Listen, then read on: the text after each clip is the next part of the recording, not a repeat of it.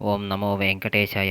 ఇక్కడ మనం చూస్తున్నది శ్రీ వెంకటేశ్వర స్వామి వారి ఆలయం. ఇది ఎక్కడ ఉన్నదంటే ఆంధ్రప్రదేశ్ రాష్ట్రం, గుంటూరు జిల్లా, గుంటూరు పట్టణంలో బృందావనం గార్డెన్స్‌లో అన్నమయ్య కాలనీ 5వ లైన్‌లో ఉన్నటువంటి శ్రీ వెంకటేశ్వర స్వామి వారి ఆలయం. ఈ ఆలయంలో ఉన్నటువంటి స్వామివారు శ్రీ పద్మావతి, శ్రీ గోదాదేవి సమేత శ్రీ వెంకటేశ్వర స్వామివారిగా పూజలు అందుకుంటున్నారు. ఈ ఆలయాన్ని గుంటూరు తిరుపతిగా భక్తులు భావిస్తూ ఉంటారు.